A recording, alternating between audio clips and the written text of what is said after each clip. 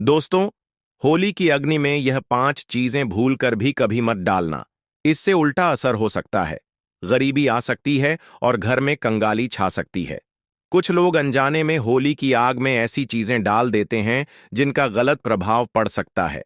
उन्हें पता ही नहीं होता कि इन चीजों को जलाने से घर बर्बाद होने की कगार पर आ सकता है। इसलिए इस वीडियो में हम आपको बताएंगे कि कौन सी चीजें होली की आग में बिल्कुल नहीं डालनी चाहिए और कौन सी चीजें डालना शुभ होता है। पंचांग के अनुसार इस साल फाल्गुन पूर्णिमा तिथि 13 मार्च गुरुवार को सुबह 10:36 से शुरू होगी और 14 मार्च शुक्रवार को दोपहर 12 बजे समाप्त होगी। चूंकि चंद्रोदय 13 मार्च को ही होगा, इसलिए पूर्णिमा का व्रत 13 मार्च गुरुवार को रखा जाएगा। अगले दिन जब दोपहर में पूर्णिमा समाप्त हो रही होगी, तब पूर्णिमा का स्नान और दान किया जाएगा। होली का दहन 13 मार्च गुरुवार को होगा, यानी इस दिन पूर्णिमा का व्रत और सत्यनारायण भगवान का व्रत भी रहेगा। रंगों वाली होली 14 मार्च शुक्रवार को खेली जाएगी। आप दोनों दिनों 13 और 14 मार्च को स्नान और दान कर सकते हैं, लेकिन ब्रह्म मुहूर्त में पूर्णिमा तिथि के दौरान स्नान करना सबसे उत्तम माना जाता है। पूर्णिमा लगते ही भद्राकाल भी शुरू हो जाएगा। भद्राकाल 13 मार्च गुरुवार को सुबह 10:03 से देर रात 11:02 तक रहेगा। होलिका दहन का शुभ मुहूर्त 13 मार्च गुरुवार को रात 11:26 से लेकर मध्य रात्रि 12:30 तक रहेगा। भद्रमुख का समय रात 8:01 से 10:02 तक रहेगा। भक्तों, अगर दिन में भद्राकाल चल रहा हो तो होलिका की पूजा शाम को शुभ मुहूर्त में ही करनी चाहिए। होलिका का पूजन और दहन हमेशा शुभ मुहूर्त में ही करना चाहिए। अशुभ समय में किया गया होली दहन जीवन भर परेशानियों को बुलावा दे सकता है। अब बात करते हैं चंद्र ग्रहण की। इस बार चंद्र ग्रहण 14 मार्च को सुबह 9:29 से शुरू होगा और दोपहर 12:39 पर समाप्त होगा। चूंकि यह ग्रहण दिन में लगेगा, इसलिए भारत में यह 14 मार्च को सुबह 9:29 से शुरू होगा और दोपहर 12:39 पर समाप्त होगा। दिखाई नहीं देगा और यहां इसका सूतक काल भी मान्य नहीं होगा। दोस्तों, जब भी चंद्र ग्रहण लगता है, तब ग्रहों की विशेष स्थिति बनती है। इस दौरान मंगल, सूर्य और राहु आमने सामने होते हैं। हमारे वेद और पुराणों में बताया गया है कि चंद्र ग्रहण के समय देवी शक्तियों का प्रभाव कुछ समय के लिए कम हो जाता है। शास्त्रों में नक्षत्र विद्या के अनुसार होली की रात को सिद्ध प्राप्ति की रात माना गया है। इस रात सकारात्मक और नकारात्मक दोनों तरह की ऊर्जा बहुत सक्रिय रहती है। यही कारण है कि लोग सदियों से इस दिन विशेष साधना और उपाय करते आए हैं। ऐसा माना जाता है कि होली की रात की गई साधना बहुत प्रभावशाली और फलदायी होती है, जिससे निश्चित रूप से लाभ मिलता है। इस दिन किसी भी देवता की साधना सिद्ध की जा सकती है। आज के इस वीडियो में हम आपको बताएंगे कि होली पर किए जाने वाले कुछ प्रभावशाली उपाय कौन-कौन से हैं, जिनसे आप आने वाले नए हिंदू वर्ष में खुशियां पा सकते हैं और अपने दुख, दर्द व कष्टों को दूर कर सकते हैं। लेकिन क्या आप जानते हैं कि होली पर कुछ चीजें ऐसी होती हैं जिन्हें कभी भी अर्पित नहीं करना चाहिए? इन चीजों को अर्पित करने से लाभ के बजाय नुकसान हो सकता है। यह वीडियो बहुत ही ज्ञानवर्धक होने वाला है, इसलिए इसे अंत तक जरूर देखें।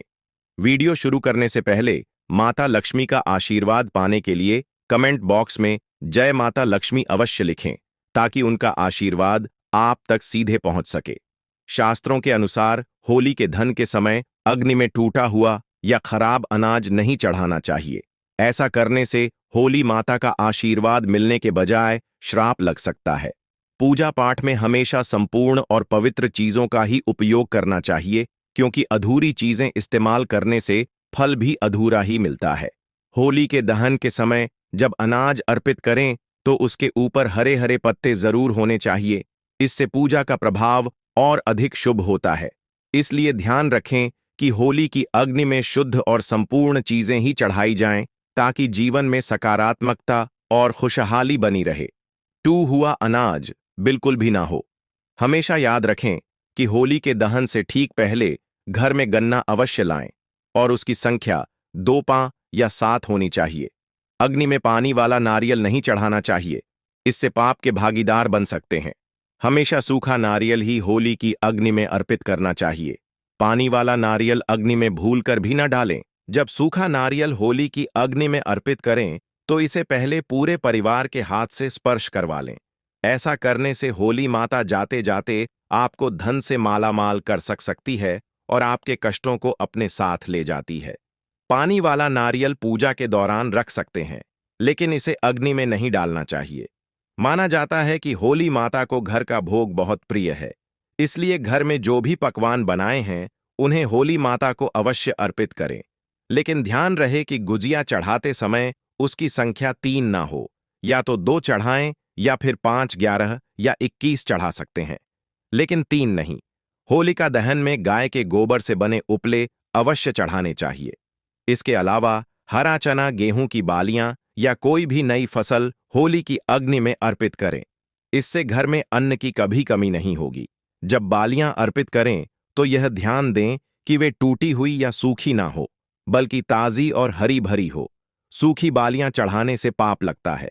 शास्त्रों के अनुसार यदि मासिक धर्म चल रहा हो तो होलिका दहन की पूजा किसी और से करवा सकते हैं।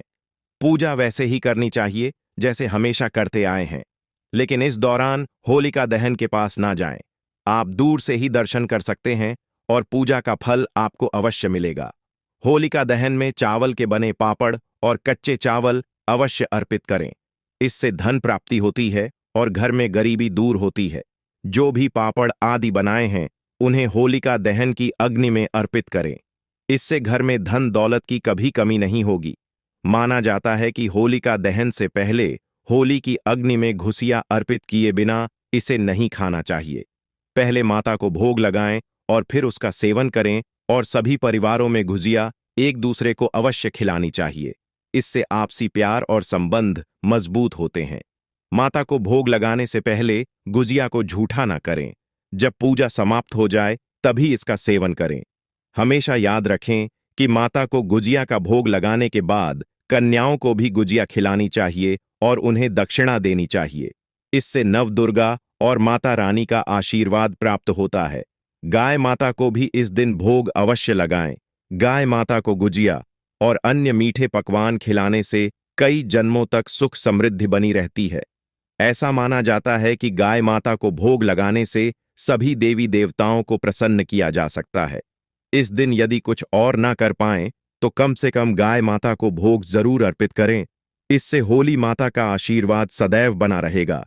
होली का दहन होने के बाद अगले दिन होली की राख घर अवश्य लानी चाहिए और पूरे परिवार के मस्तक पर इसका टीका लगाना चाहिए।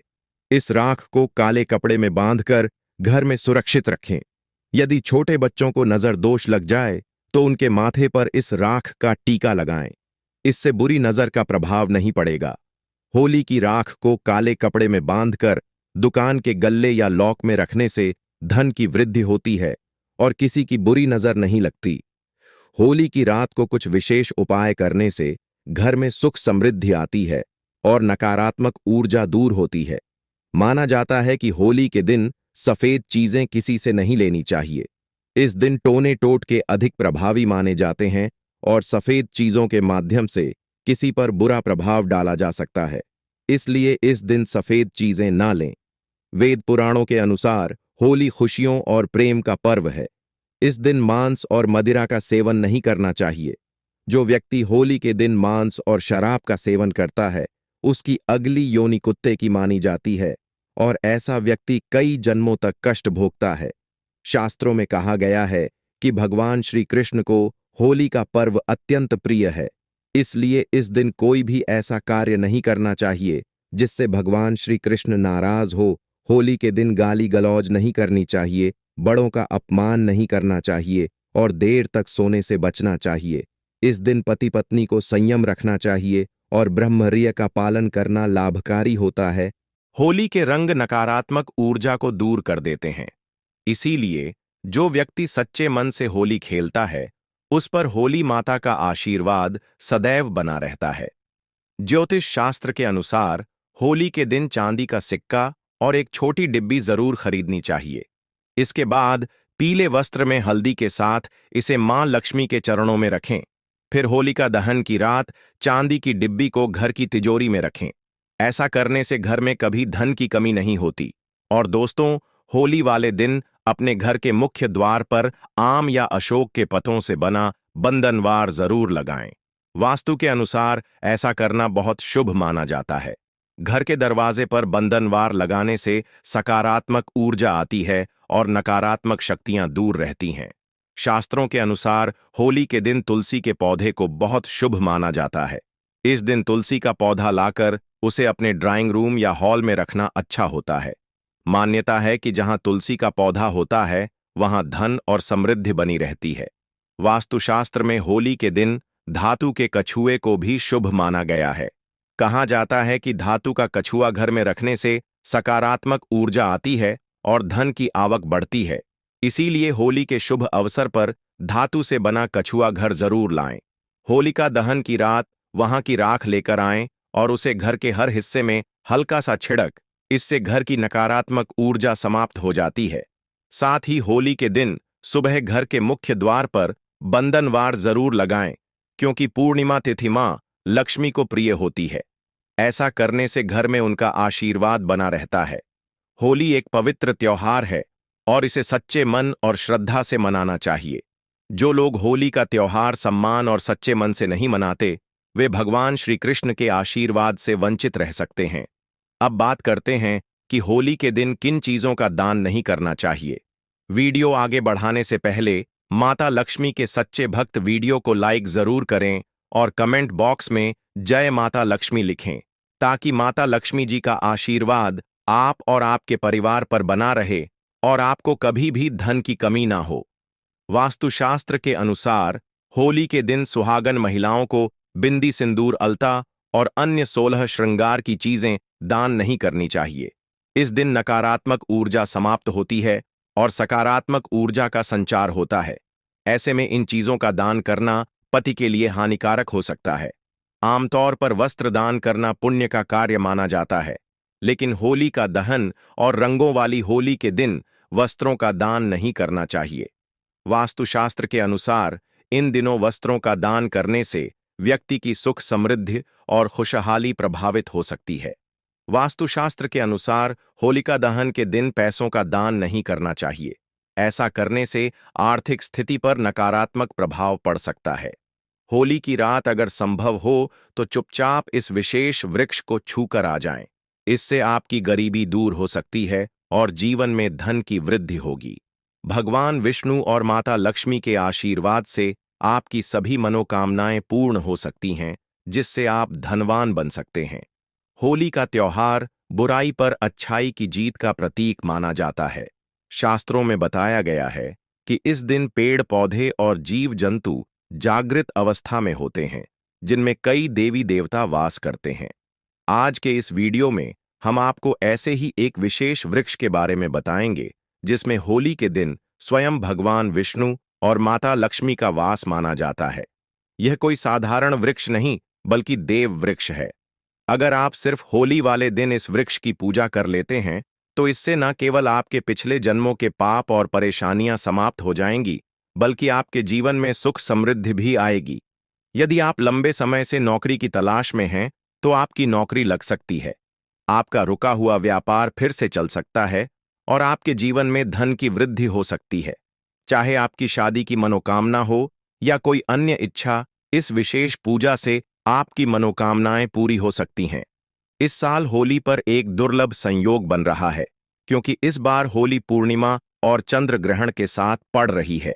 यह एक विशेष अवसर है जब व्यक्ति को अपने जीवन की सभी परेशानियों से मुक्ति पाने का मौका मिलता है। होली का त्योहार समाज में प्रेम और समानता का संदेश देता है। इस दिन हर व्यक्ति जाति, धर्म, अमीरी, गरीबी के भेदभाव को भूलकर खुशियां मनाता है।